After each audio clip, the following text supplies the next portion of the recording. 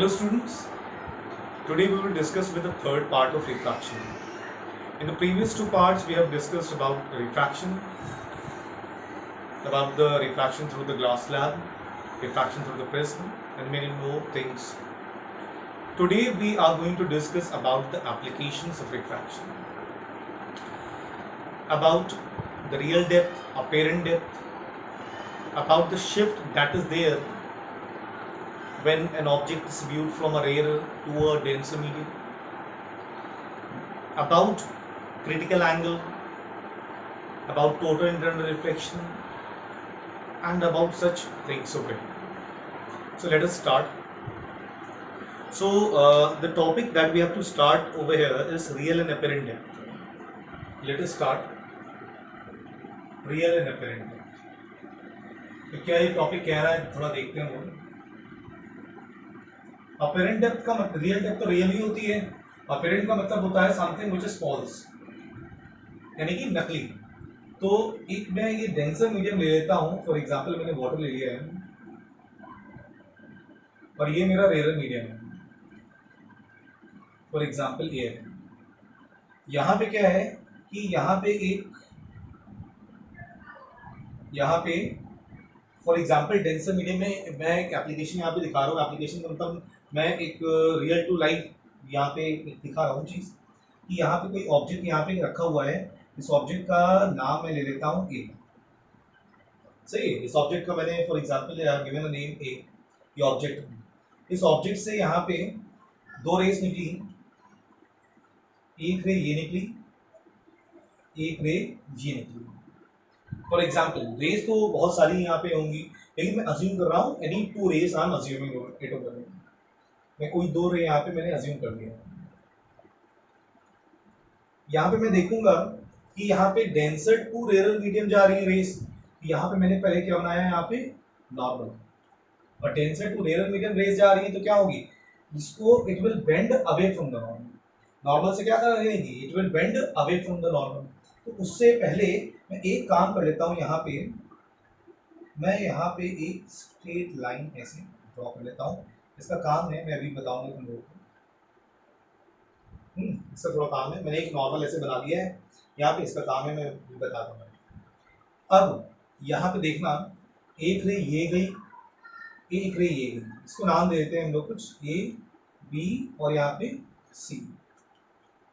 यहाँ पे होगा क्या, ये डेंसर से रेयर मीडियम में जा रही है तो रे क्या करेगी, it will bend away from the normal. Normal से क्या जाएगी, it will bend away from, इधर ऐसे जाना चाहिए था लेकिन it will bend away from the normal. और यहाँ पे कौन है, it is the I of the observer who is observing the object. देखते हैं उस आई को, ये ऑब्जेक्ट कहाँ पे दिखता है. ये इसकी क्या थी, रियल डेप्थ है.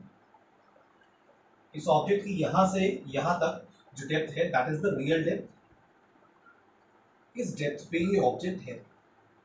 लेकिन अगर हम इसको देखें बैकवर्ड, इस रेस को ले आए, इस रे को अगर बैकवर्ड ले आए हल्का सा यहाँ पे लाए, और दूसरी भी एक रे यहाँ पे निकल रही है, तो ये रे भी क्या होगी, यहाँ से ये रे भी, it is travelling from denser to rare medium, तो it will bend away from the normal. तो इट विल, इसको ऐसे जाना था but it will bend away from the normal.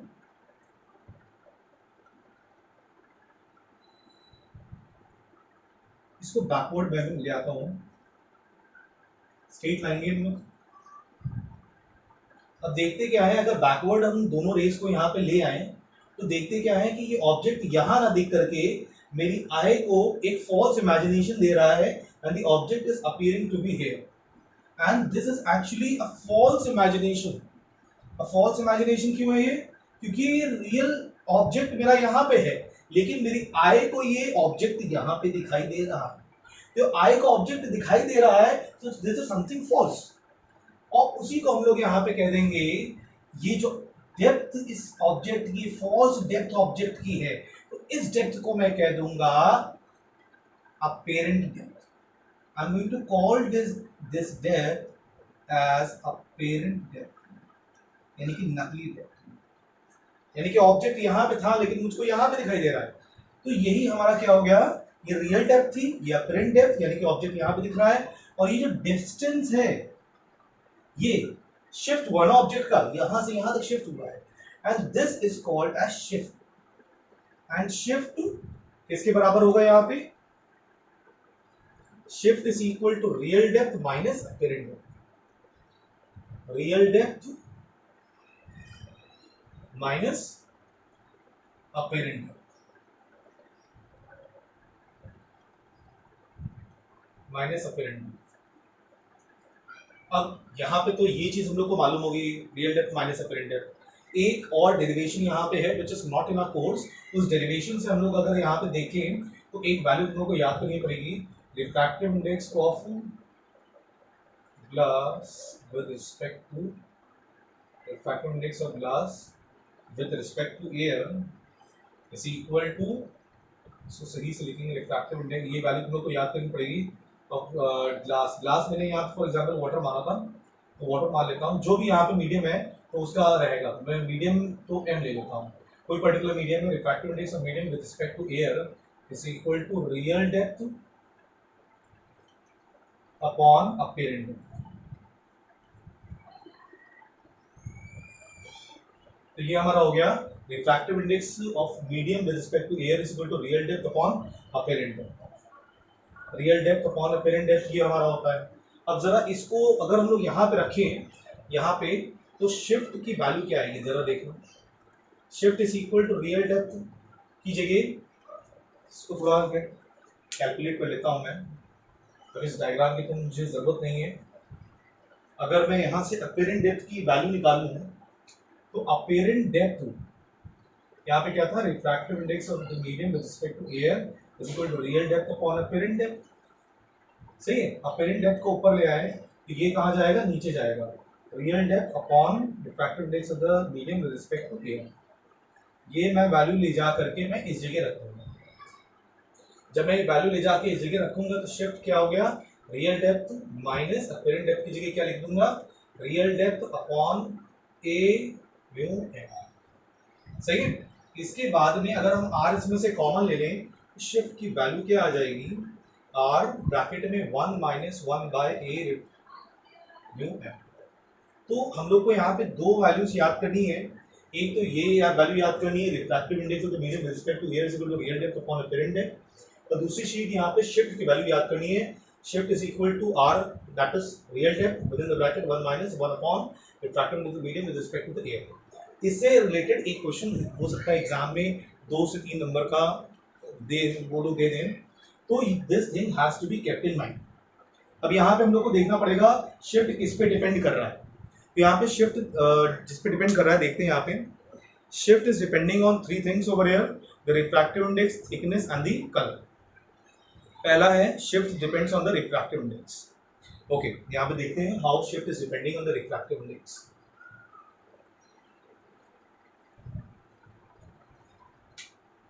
Shift dependence की अगर बात करें, it depends on the 3 factors. पहला है shift is directly proportional to the refractive index. Refractive index अगर मीडियम का ज्यादा है तो मोर the refractive index more is the shift produced, that is more is the refractive index, more denser the medium is, more is the shift. सी material पे depend कर रहा है ये शिफ्ट। अगर रिफ्रैक्टिव इंडेक्स ज्यादा है तो शिफ्ट ज्यादा होगा, रिफ्रैक्टिव इंडेक्स कम है तो शिफ्ट भी उसका कम होगा, डायरेक्टली प्रोपोर्शनल है। दूसरा यहाँ पे जो है जिस पे डिपेंड कर रहा है, shift is dependent on the thickness. Shift is directly proportional to the thickness of the medium. More the thickness of the medium, more is the shift, because they are directly proportional to each other. Third thing on which the shift is depending, it is depending on the wavelength or the color of light. Wavelength or the color of light, यहाँ पे मैं कर लेता हूँ। तो wavelength or the color of light, wavelength पे depend हो रहा है ये shift। How the shift depends on the shift कैसे डिपेंड कर रहा है वेवलेंथ से, जरा देखते हैं। यहाँ पे वेवलेंथ क्या होता है, लैम्डा। हम लोगों ने देखा ये क्या है, डायरेक्टली प्रोपोर्शनल है। Shift is directly proportional to refractive index and refractive index is inversely proportional to lambda. So as the wavelength increases, refractive index decreases, and therefore the shift also decreases. So shift is inversely proportional to wavelength of the color of light. As the wavelength will increase, the shift will decrease. Wavelength for the red light is more than the wavelength of the violet light, and therefore this will imply that the shift for the red light is to be less than the shift for the violet light. So these things have to be kept in your mind. Concept बहुत clear होना चाहिए इसको लेकर, तभी हम लोग आगे इसमें डेवलप कर पाएंगे अपनी सोच.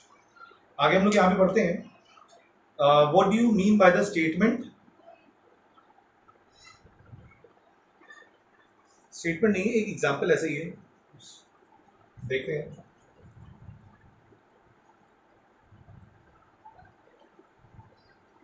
ओके, क्वेश्चन है मेरा यहाँ पे. Refractive index of the glass with respect to the air is equal to 3/2. So what do you mean by this in terms of the shift or in terms of the real or apparent depth? What do you mean in terms of real and apparent depth? मैंने अभी यहाँ पे बात करी थी that यहाँ पे भी मैंने लिखा था कि refractive index of the medium with respect to the air is equal to real depth upon apparent depth. तो 3/2 is equal to real depth upon apparent depth. इसको ऊपर भेजो, apparent depth is equal to, और इसको इधर भेजो 2 और नीचे 3 r. तो apparent depth is equal to 2/3 times the real depth. अगर refractive index 3/2 है तो इसका मतलब हो गया apparent depth is 2/3 of the real depth. चलो, तो ये सब बातें हम लोग को ये कंसेप्ट ये क्लियर करना पड़ेगा. यहाँ आगे हम लोग यहाँ पे बढ़ते हैं. About the next topic, that is the apparent bending of a stick under water. Apparent bending of stick under water. Similarly, जैसे मैंने तुम लोगों को भी बताया था, पहला वाला जो डायग्राम था, तो वैसे ही पूरा डायग्राम बनेगा उसमें. जैसे मैंने अभी पहला वाला डायग्राम बनाया था apparent depth और real depth वाला, तो उसमें पूरा का पूरा जैसे डायग्राम बनाया था वैसे ही पूरा डायग्राम बनेगा. 2 रेज जाएंगी, सही है, उनकी तुम बेंडिंग दिखा देना यहाँ पे, और बेंडिंग दिखाने के बाद में यहाँ पे आई ऑफ द ऑब्जर्वर, और आई ऑफ द ऑब्जर्वर उसके बाद में यहाँ पे एक नॉर्मल लाइन, और ये तुम्हारी यहाँ पे stick will appear to be somewhere over here. अब हमारी स्टिक यहाँ पे दिखेगी. पूरा का पूरा डायग्राम जो स्टार्टिंग में मैंने बनाया था वही पूरा डायग्राम बनेगा, बस उसमें क्या हो जाएगा, यहाँ पे स्टिक बना देना. स्टिक हम लोग देखेंगे यहाँ ना होकर के यहाँ पे होती है स्टिक हल्की सी. यहाँ पे हम लोग देखेंगे 2 बातें यहाँ पे होंगी स्टिक में, कि अंडर वाटर स्टिक हम लोग देखते हैं it appears to be a little bend, हल्की सी बेंड नजर आती है, ऐसे है, लेकिन it appears to be little bend, और साथ ही साथ में it appears to be little raised because of the phenomenon of refraction of light. सही है. अगर ये क्वेश्चन मुझे आया है कि explain the phenomenon of refraction of light with the bending of a stick under water, so in that case you are going to draw the diagram, and also you will write it over there that the bend this is caused by this bending, and the raised portion of the bending stick appears to be because of the refraction of light. सही है. तो let us move on. अब यहाँ पे next thing है, तो जो that I have to discuss is, अगर मैं एरर से डेंसर मीडियम में देख रहा हूं तो object appears to be a little raised, तो उसकी रियल डेप्थ ज्यादा होती है, अपरेंट डेप्थ उसकी कम होती है. लेकिन ऑब्जेक्ट अगर रेयर मीडियम में है और मैं उसे डेंसर मीडियम से देखता हूं तो वहां पे क्या हो जाता है, वहां पे apparent depth is more than the real. Okay, moving further. Now we will talk about critical angle, total internal reflection, these topics that we have to discuss. Now critical angle, this topic has to be kept in your mind. It should be clear, conceptual topic है, mind में एकदम clear होना चाहिए. नहीं clear हो पाता है तो you can tell me. critical angle देखो यहाँ पे definition उसका आना चाहिए अच्छे से. एक numerical 2 नंबर का हो सकता है, हाँ, और साथ ही साथ में विद रिस्पेक्ट टू इट हमें टोटल इंटरनल रिफ्लेक्शन भी समझ में आना चाहिए. Okay, what is critical angle? सबसे पहले हम लोग यहाँ पे बात करते हैं यहाँ पे क्रिटिकल एंगल क्या होता है, फिर रिलेशनशिप है क्रिटिकल एंगल और रिफ्रैक्टिव इंडेक्स का, वो हम लोग को बात करेंगे। क्रिटिकल एंगल क्या होता है? तो क्रिटिकल एंगल क्या होता है कि ये मेरा क्या है, ये डेंसर मीडियम मैंने ले लिया और ये क्या मैंने ले लिया है, एक रेयर मीडियम ले लिया है। तो डेंसर मीडियम है और ये क्या है, रेयर मीडियम है। डेंसर मीडियम में कुछ भी हो सकता है, रेयर मीडियम में कुछ भी, ये हो सकता है, ये हो सकता है, वाटर हो, ग्लास हो। और यहाँ पे एक लाइट रे यहाँ से आ रही है, इंसिडेंट है, और ये मेरा नॉर्मल हो गया। And this ray of light जो है has an angle of incidence such that the angle of incidence in the denser medium is such that the angle of refraction in the rarer medium is 90 degree. Angle of refraction अगर मेरा 90 degree यहाँ पे हो जाता है तो वो particular angle of incidence denser medium में क्या कहलाएगा, critical angle. The angle of incidence, the angle of incidence in the denser medium such that the angle of refraction in the rarer medium is 90 degree and the refracted ray is along the path. Along the path मतलब it grazes the surface. I am repeating, it grazes the surface. Grazes the surface का मतलब क्या हो गया कि surface के along चला जाता है, सही, grazes the surface। मैं फिर से रिपीट करता हूँ क्रिटिकल एंगल। क्रिटिकल एंगल क्या होता है? Angle of critical angle is a particular angle of incidence in the denser medium for which the angle of refraction in the rarer medium is 90 degree and the refracted ray grazes along the surface. In this case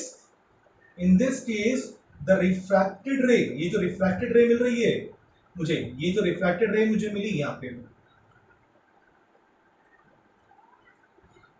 is very weak, इसकी intensity इस refracted रे की बहुत ज्यादा week होती है, क्योंकि जैसे जैसे एंगल ऑफ इंसिडेंस हमारा बढ़ता चला जाता है एंगल ऑफ रिफ्रैक्शन वैसे वैसे बढ़ता है, और जो रिफ्रैक्टेड रे हम लोग को यहाँ पे मिलती है बहुत ही वीक होती है इसकी intensity.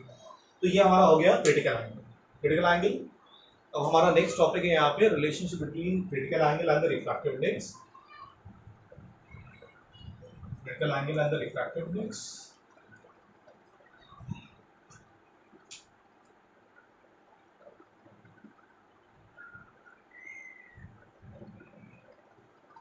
between critical angle and refractive index.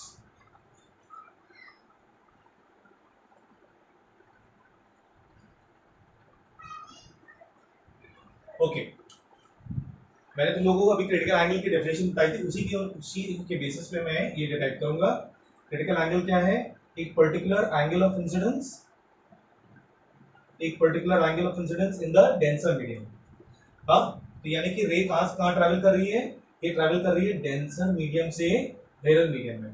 तो मैं अज्यूम कर लेता हूँ रिफ्रैक्टिव इंडेक्स ऑफ द, ये सपोज करता हूँ ग्लास है, और ये क्या सपोज कर लेता हूँ, एयर।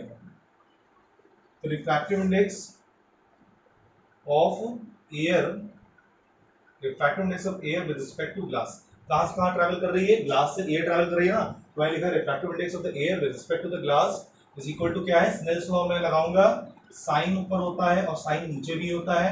यहाँ पे क्या होता है? Angle of incidence. Angle of incidence यहाँ पे किसके बराबर है? क्रिटिकल एंगल के बराबर है। और यहाँ पे एंगल ऑफ रिफ्रैक्शन कितना हो जाएगा? जब भी क्रिटिकल एंगल होता है तो एंगल ऑफ रिफ्रैक्शन यहाँ पे कितना होता है? 90 degree. I is equal to C and R is equal to 90 degree. सही है?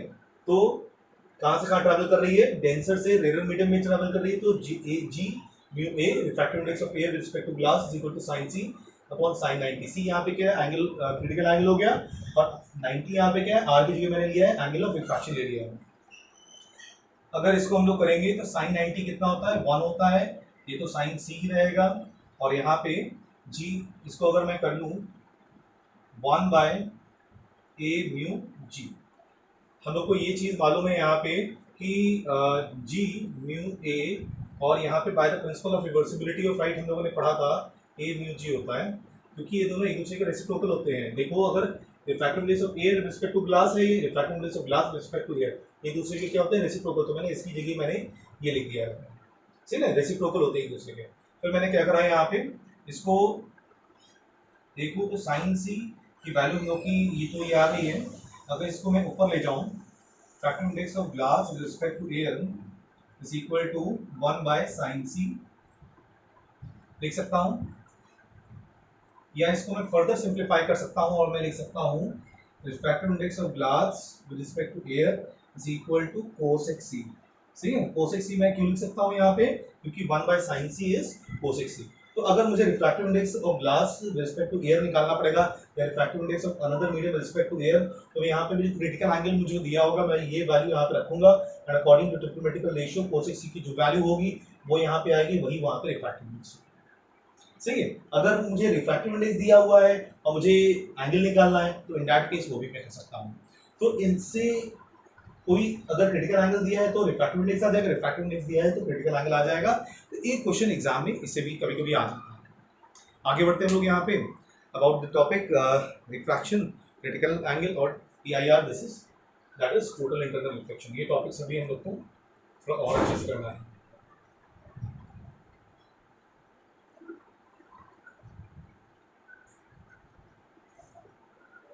अब देखो तीन केस होते हैं। पहला केस हमारा होता है when angle of incidence is, चार केस होते हैं कुल मिला करके, when angle of incidence is 0 degree. ध्यान से देखना, समझना, नहीं समझ में क्या करना, नहीं आ रहा है। पहला केस होता है when angle of incidence is 0 degree. जब एंगल ऑफ इंसिडेंस 0 डिग्री होता है तो क्या होता है, देखो ये तो रेयर मीडियम हो गया, ये डेंसर मीडियम हो गया, और लाइट रे कहाँ से कहाँ ट्रैवल कर रही है, डेंसर से रेयर मीडियम में ट्रैवल कर रही है। When the light ray is travelling from denser to rare medium and the angle of incidence is 0, angle of incidence 0 है, यानी कि लाइट कैसे नॉर्मल के अबाउट ट्रैवल कर रही है, और नॉर्मल के अबाउट ट्रैवल करेगी तो क्या होगा, यहाँ पे एंगल ऑफ इंसिडेंस क्या है, 0 है। तो उस केस में यहाँ पे हमारा it will pass undeviated, the light will pass, light ray will pass undeviated, और ये मेरा हो जाएगा। यहाँ पे सेकंड जो आएगा यहाँ पे, when the angle of incidence is less than critical angle, angle of incidence यहाँ पे 0 था, it was passing undeviated।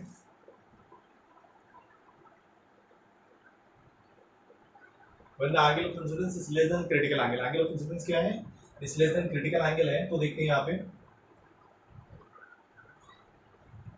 अगर जब ये केस होता है तो यहाँ पे हम लोग देखेंगे पार्शियल रिफ्लेक्शन होगा और पार्शियल रिफ्रैक्शन होगा।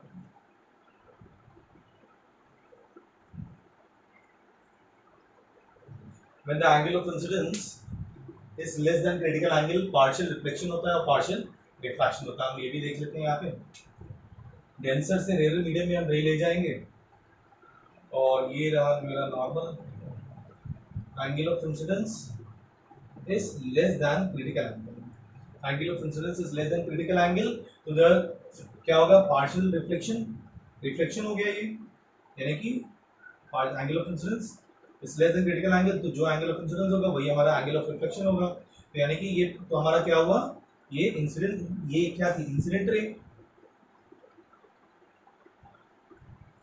ये क्या है, रिफ्लेक्टेड रे, और क्या होगा, पार्शियल रिफ्लेक्शन तो दिखा दिया हम लोगों ने, और पार्शियल क्या होगा, रिफ्रैक्शन होगा। तो लाइट रे को ऐसे जाना चाहिए but it bends away from the normal, और ये क्या होगा, रिफ्रैक्टेड रे, ये कहलाता है। तो ये हमारे दो हो गए। अब हमारा आता है क्रिटिकल एंगल का। क्रिटिकल एंगल का तो मैंने बताया ही है तुम लोगों को, लेकिन फिर से बता देता हूँ एक बार।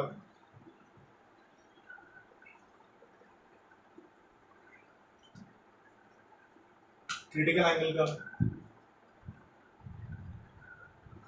when I is equal to C, angle of incidence is equal to the critical angle. Whenever the angle of incidence, whenever a ray travels from a denser to a rarer medium such that the angle of incidence is equal to the critical angle, the ray grazes the surface, the ray, the refracted ray, ये कौन सी रे है, refracted रे will graze the surface, यानी कि जो दोनों medium उनके ऊपर से जाएगी, सही, it will graze the surface and the angle of refraction in the rare medium is 90 degree. सही है, ये हमारा होता है angle of incidence is equal to the critical angle. सही है, अब हमारा आता है when the angle of incidence is greater than the critical angle, what will happen.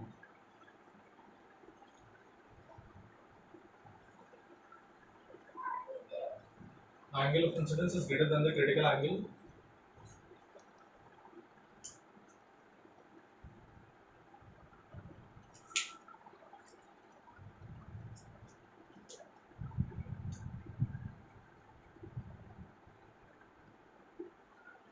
Angle of incidence is greater than critical angle. ये हमारा case होता है टोटल इंटरनल रिफ्लेक्शन का। Total internal reflection,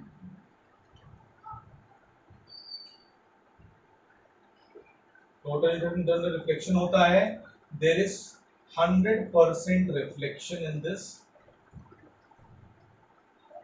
and no refraction. There is 100% reflection in this and there is no refraction. यहाँ पे एक मैं बात बता दूँ, the refracted ray की जो इंटेंसिटी होती है वेरी वीक होती है। The refracted ray has a very weak intensity over here. अब यहाँ पे हम लोग बात करते हैं the angle of incidence greater than critical angle. Whenever a ray travels from a denser to a rarer medium, whenever a ray, ये तो normal ray बनाया, whenever a ray travels from a denser to a rarer medium, such that the angle of incidence is less, angle of incidence is greater than critical angle. Whenever a ray travels from a denser to a rarer medium and the angle of incidence is greater than the critical angle, the light ray is reflected back. The light ray is completely reflected back into the denser medium and there is no refraction. सही, 100% reflection होता है and there is no refraction and this is called as total internal reflection, TIR। सही है, ये हमारा यहाँ पे case हो गया है, दोनों एंगल्स यहाँ पे इक्वल होंगे according to the law of reflection. अब यहाँ पे where we use total internal reflection, total internal reflection is used in the case of for example light, अगर मैं एग्जांपल दूँ वो हो गया तुम्हारा पेरिस्कोप। पेरिस्कोप में हम लोग करते क्या है कि अगर मैं पेरिस्कोप की बात करूं, क्या होता है कि शिप्स में लगा रहता है, सबमरीन्स में, और ये एनिमी एक्टिविटी या सराउंडिंग एक्टिविटी को देखने के लिए होता है। तो the person is over here and submarine में लगा हुआ है और सबमरीन में पर्सन नीचे है and he is observing whatever the activity is going on around बाहर। तो होता क्या है, यहाँ पे हम लोग यहाँ पे एक लगाते हैं, प्रिज्म लगाएंगे in place of a plane mirror. यहाँ पे प्लेन मिरर वैसे लगाते हैं, लेकिन प्लेन मिरर अगर हम लोग लगाएंगे तो क्या होगा कि 100% रिफ्लेक्शन नहीं होगा, थोड़ा बहुत उसमें रिफ्रैक्शन भी होगा। तो we will use a prism over here, और जब हम लोग यहाँ पे प्रिज्म लगाएंगे यहाँ पे, और एक प्रिज्म हम लोग यहाँ पे लगाएंगे, हम लोग यहाँ पे दो प्रिज्म लगाएंगे, तो जिसकी मदद से हमारा क्या होगा, यहाँ पे जो प्रिज्म हम लोग लगाएंगे, प्रिज्म लगाने से क्या होगा कि लाइट रे आएगी एंड इट विल बी 100% क्या हो जाएगा, रिफ्लेक्ट हो जाएगी लाइट रे। और 100% रिफ्लेक्ट होने का मतलब है यहाँ पे there will be no loss of light and we will be able to see the surroundings very much clear. तो we will discuss the next topic in the next term.